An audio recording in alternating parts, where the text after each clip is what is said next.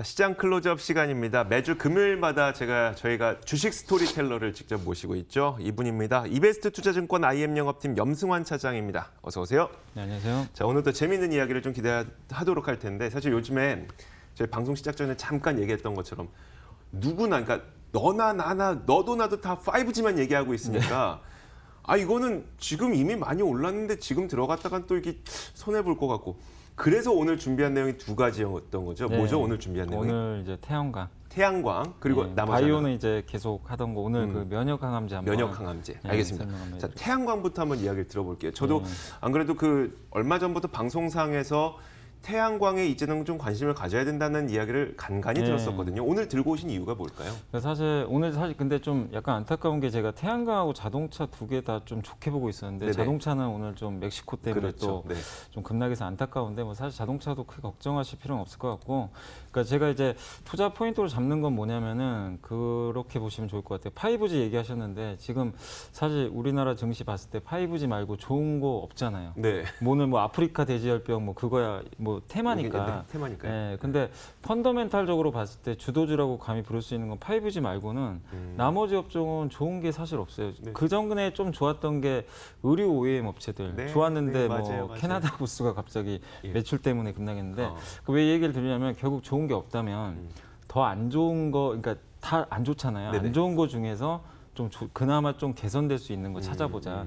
근데 그 중에서 찾다 보니까 결국 자동차는 굉장히 긍정적으로 보고 있는데 태양광 같은 경우도 화학업종 전체로 보면 되게 지금 너무 안 좋잖아요. 네. 내년까지도 증설이 있는데 태양광은 좀 달라지고 있습니다. 최근에 뭐 그 하나 케미칼 같은 경우는 이제 글로벌 좀 굉장히 유명한 그 태양 전지 관련된 이제 셀을 만드는 좀 기업인데 여기는 지금 그 제품 가격이 최근에 굉장히 급등을 하고 있어요. 왜냐하면은 태양 전지 같은 경우 지금 중국은 설치 수요량이 아직까지 많지 않은데 네. 뭐 뉴스들에서 뭐 통해서 들으셨겠지만 유럽이나 미국은 계속해서 이쪽으로 드라이브를 걸다 보니까 상당히 설치 수요량이 좀 늘어나고 있고 뭐 그런 뉴스도 보셨을 거예요. 지금 이제 이 태양 전지 연료를 이용했을 때 발전 단가가 화석 연료 단가보다 이제 더 싸졌습니다, 사실. 네.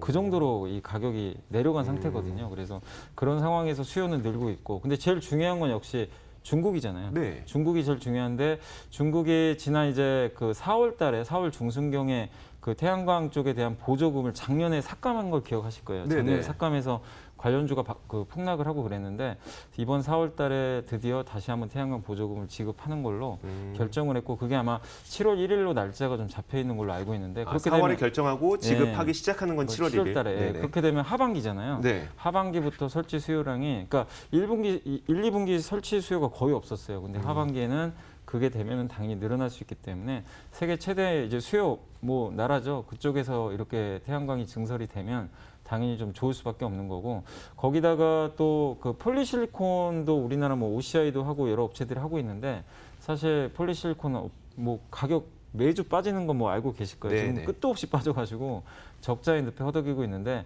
그게 제일 큰 이유 중에 하나가 또 위안화 약세 때문입니다. 아무래도 이제 위안화 중국 업체들이 또 너무 많다 보니까 네네.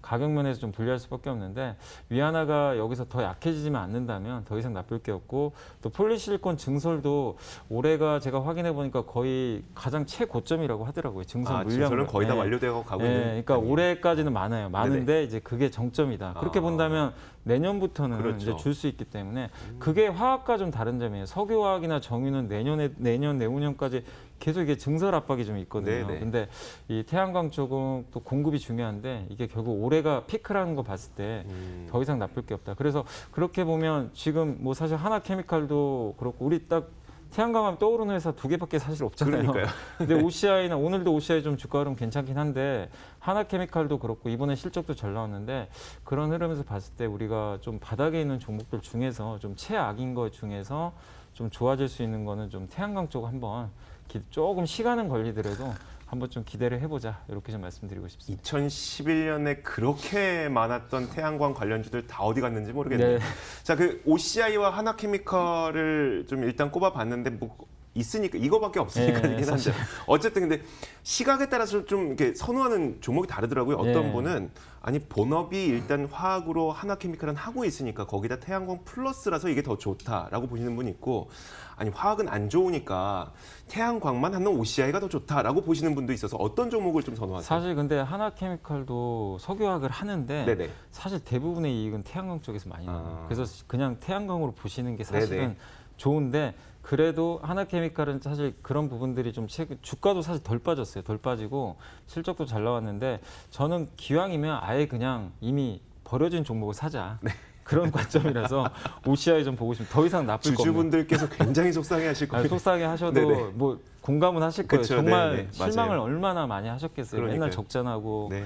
여러 가지 이슈들도 있어가지고 근데 이제 더 이상 나쁠 건 없으니까 한번 이제는 좀 좋게 보자 이렇게 말씀드리고 싶고 뭐 특히 좋은 쪽에 말레이시아 공장을 이제 본격적으로 이제 가동이 들어가게 됐는데 말레이시아 공장은 이제 국내나 뭐 다른 쪽에 비해서 원가가 굉장히 쌉니다. 하나 만들 수 있는 그래서 폴리실콘 가격이 떨어져도 버틸 수 있는 체력이 있고 하반기에 가격 올라가면은 이쪽에서 어쨌든 마진 증가 효과가 좀 나올 수 있기 때문에 상당히 긍정적이고 그리고 중국 회사랑 다른 점이 태양광 그 폴리시콘 업체 중에서 OCI는 그래도 고순도 제품이라고 아실 네, 거예요. 그게 네. 워낙 생산량이 많기 때문에 하반기에 이쪽 가격 올라가면은 상당한 턴어라운드 기대되니까 이제부터는 한번 좀 관심 갖고 뭐 최악의 뭐 주가 흐름이잖아요. 그래서 조금 긍정적인 관점으로 좀 대응을 해주시면 좋을 것 같습니다. 네, 알겠습니다. 자, 이어서 요즘처럼 오늘은 조금 다르긴 하지만 이 제약바이오에 대한 심리가 좀 많이 안 좋아 있는 상태에서 계속해서 그래도 제약바이오는 언젠가는 더 크게 성장할 거 아닙니까? 이제 제약바이오에 대한 이야기를 또 해볼 텐데 아무래도 제약바이오의 가장 큰 꿈은 암 정복일 네, 것 같아요. 네. 그래서 면역 항암제 시장에 대해서 공부할 수 있는 내용을 준비하셨다고요? 네, 제가 이제 뭐 지난 시간까지 이제 뭐 1세대 항암제, 2세대 항암제 좀 네네. 간단히 말씀드렸는데 어쨌든 오늘 이제 면역 항암제 설명드릴 텐데 일단 이제 우리 몸이라는 거는 면역 세포가 있잖아요. 그래서 네. 면역 세포가 사실 이상한 게 들어오면 무조건 제거를 합니다. 네. 예, 밖으로 빼내든지 이제 그런 얘기 뭐 저번에도 한번 말씀드렸는데 근데 왜 암세포는 이상한 세포인데 제거를 못 하냐면 너무 세포 증식 속도가 빨라요. 일단 뭐 저번에도 말씀드린 과발현하는 게 목적이니까 그래서 면역 세포가 그거를 따라갈 수가 없다 그럽니다. 이 증식 속도를 못 따라가니까 제거가 좀 불가능하고 그리고 암세포의 되게 특이한 점이 뭐냐면요. 그 면역 세포가 이제 암세포를 이제 이상한 세포면 인지해가지고 그걸 제거하면 되는데 돌연변이. 예, 그러니까 그런 걸 제거하면 되는데 암세포가 그걸 회피하는 기전이 네네. 있다고 그러더라고요. 그러니까 굉장히 머리가 똑똑한 거죠.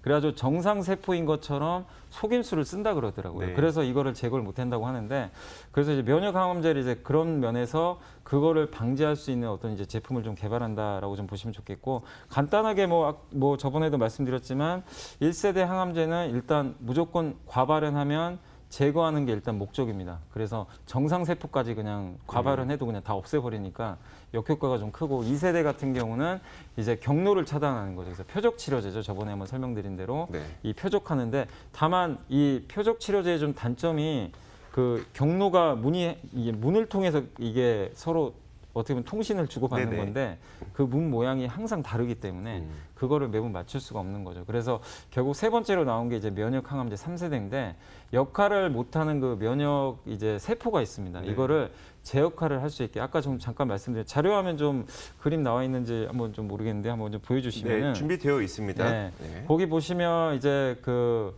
위에 있는 게 그 암세포예요. 암세포고 밑에 그 T셀이라고 보죠. 이 보고서 보면 막 T셀이라고 많이들 적혀 있을 텐데 네네. 저게 바로 면역세포라고 합니다. 근데 이제 T셀에 저기 PD1이라는 그 이제 그 위에 돌출되어 있는 부분 보이실 거예요. 네네. 요게 이제 저 위에 암세포의 PD12, L12라고 보이실 겁니다. 그거랑 사실 같이 결합을 해요. 네. 저게 암세포가 저걸 만들어 가지고 네. 나는 암세포가 아니야 인척 위장을 하는 겁니다. 네네. 그러면은 면역 세포는 그걸 감지를 못하고 네. 결합을 해버려요. 그래서 암세포를 못 제거합니다. 네네. 근데 저기에 키트루다라는 이제 머크의 키트루라는 그 제품이 이미 신약으로 만들어진 건데 저게 이제 들어가게 됩니다. 저게 이제 우리가 흔히 말하는 CART라는 그런 건데 그게 이제 붙게 되면은 어떤 역할을 하게 되냐면 암세포가 그걸 못 붙여요. 네. 서로 연결이 안 되게 됩니다. 이 막아버리는 거죠. 그러면 면역 세포가 얘는 암세포야. 하고 바로 공격이 들어갑니다. 우리가 그 흔히 많이 들었던 카티가 네, 바로 카티, 그건가요? 맞아요. 카티가 그거예요? 바로 방금 네네. 그 막는 역할, 항체 역할을 하게 됩니다. 그래서 네.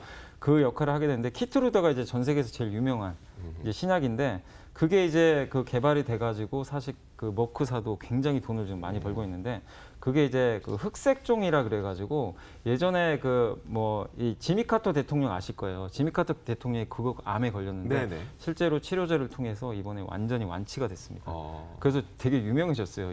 예. 우리가 호재라고 부르는 완전 관해. 예, 예. 그게 됐는데 물론 사람마다 또 다르더라고요. 그렇죠. 어떤 사람은 네. 또 이게 안 통하지 않으니까 암에 대한 정보는 너무 어려운데 그게 이제 면역 항암제입니다. 그래서 상당히 좀 그 효과가 좀 발휘돼 가지고 근데 국내 업체들이 사실 이 시장에 많이 뛰어들고 있는데 그 대표적인 회사가 이제 녹십자셀하고 에클론인데 녹십자셀 같은 경우는 이미 그 이뮨셀 LC라는 그 제품이 이미 나와 있습니다. 그래서 요건 약간 이제 보조제 형식이 좀 돼 있는데 이미 출시가 돼 있고 에클론이라는 회사가 이걸 또 만들고 있어요. 이 이중항체 기술이라 그래가지고 그걸 이용해서 면역 항암제 시장에 이제 진출을 해가지고 지금 임상을 좀 하고 있는데 서로 다른 이제 두 개의 그 타겟 단백질을 동시에 인식을 해가지고 암세포 쪽에도 붙고 그 다음에 이제 이런 이제 면역 세포 쪽에도 좀 붙어가지고 네. 두 가지 역할을 좀 동시에 수행할 수 있는 그런 이제 이중항체 플랫폼인데 어쨌든 상당한 좀 기술력을 좀 갖고 있기 때문에 에클론 같은 기업들 사실 좀 더 추적해 보시면 되게 많은데 네. 한국에서 그래도 좀 가장 유망하고 좀 대표적인 인정받는? 회사가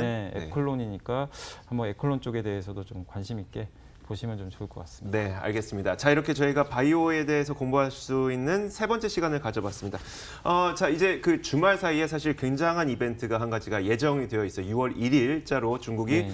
그 미국산 수입품에 대해서 우리도 보복 관세를 부과하겠다라고 했으니까 이것을 비롯해서 좀 우리가 챙겨두면 좋을 일정 좀 정리해 주시죠. 예, 실제로 진짜 부과할지는 모르겠는데 네네. 일단은 뭐 결정은 돼 있으니까 부과할 가능성은 높고요. 만약에 이제 부과를 하게 됐을 경우에는 어떻게 될 거냐. 근데 이것도 너무 걱정하실 필요가 없는 게 이미 예고가 돼 있는 거니까 네. 시장에 충분히 반영됐다 이렇게 보시면 좋겠고 오늘 중국의 좀 제조업 지표가 좀 안 좋게 나왔잖아요. 근데 6월 3일 날은 미국의 대표 제조업 지수 ISM 이게 발표되는데 아마 또 안 좋을 겁니다. 왜냐하면 지금 미중 무역 분쟁 우려 때문에 그렇죠. 네. 지표들을 다 안 좋으니까 좀 그래도 한번 챙겨보시고 6월 6일 날은 또 22 통화정책 회의도 열리니까 과연 어떤 기조로 좀 발표되는지 이런 것도. 근데 중요한 건 어쨌든 6월 1일 날 중국의 관세가 실제로 부과될지 네. 한번 챙겨보시면 좋을 것 같습니다. 바로 내일이니까요. 참 좀 긴장된 네. 그 주말을 보내지 않을 수 없을 것 같습니다. 자, 이베스트 투자증권 IM 영업팀 염승환 차장과 함께 이야기 나눠봤고요. 주말 잘 보내시고 저희 탐나는 주식 2PM 다음 주 월요일에 찾아뵙도록 하겠습니다. 시청해주신 여러분 고맙습니다.